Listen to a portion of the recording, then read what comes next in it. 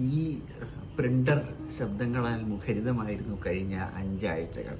5 കവിതകൾ ഇങ്ങനെ കയറി ഇറങ്ങി വരുന്നതിൻ്റെ ആ ഒരു ശബ്ദത്താൽ കാവ്യമുഖരിതം. ആദ്യം അച്ചടിമഷി പതിഞ്ഞത് മൃണ്മയത്തിന്മേലാണ്.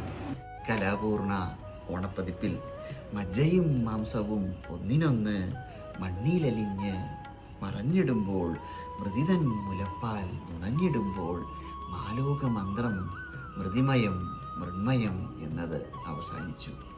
അനിൽകുട്ടിച്ചിറ മാഷിൻ്റെ നിർമാതളത്തിൽ പാതിരാപ്പൂവിൻ്റെ പാട്ട് അടുത്തതായി മുരൾച്ച കേൾപ്പിച്ചുകൊണ്ട് കടന്നു വന്നു. നിൻ കുടമുറി കഴിഞ്ഞ നേരം ആരാഗത്തൊടുകുറി അണിഞ്ഞ നേരമെന്ന് ശ്രീനേഷിന് അയച്ചു കൊടുത്തപ്പോൾ ആൾക്ക് ഒത്തിരി ഇഷ്ടമായി എന്ന് പറഞ്ഞ കവിതയാണ്. മൂന്നാമതായി അതിൻ്റെ ചമത്കാര ഭംഗി എന്ന് പറയുന്നത് കവിതയുടെ അല്ല, ദീപികയുടെ ഓണപ്പതിപ്പിൽ വന്നപ്പോൾ അതിൽ വരച്ചു ചേർത്ത ചിത്രത്തിൻ്റെ ആ പെയിൻറ്റിങ്ങിൻ്റെ ചമത്കാര ഭംഗിയാണ് ഉദ്ദേശിച്ചത്.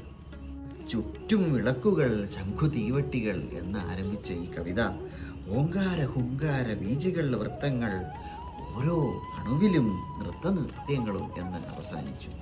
ഇത് എഴുതിക്കൊണ്ടിരുന്നപ്പോൾ മുത്തശ്ശൻ്റെ കൂടെ നാട്ടിലെ അമ്പലത്തിൽ പോകുമ്പോൾ അതേ നോക്കടാ തീവട്ടി എന്ന് പറഞ്ഞ് കാണിച്ചു തന്ന ആ രാക്ഷസ രൂപത്തെ ഓർത്തു.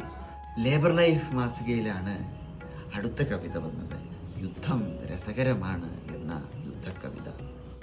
പോർവിമാനങ്ങളിലേറി വന്ന മൃത്യു ചുട്ടരിച്ച ഗാസയ്ക്ക് വേണ്ടി എഴുതിയ അനേകം കവിതകളിൽ ഒന്നായിരുന്നു ഇത്.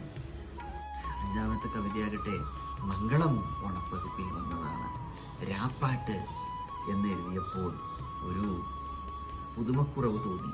അതുകൊണ്ട് അതിന് റാപ്പാട്ട് ആക്കി മാറ്റുകയുണ്ടായി.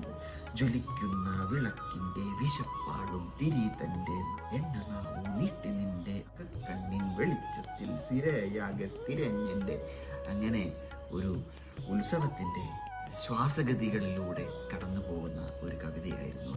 കറുത്ത യന്ത്രത്തിലൂടെ ഈ 5 കവിതകളും പുറത്തിറങ്ങിയ കഴിഞ്ഞ 5 ആഴ്ചകൾ. കവിയിട്ട 5 മുട്ടകൾ.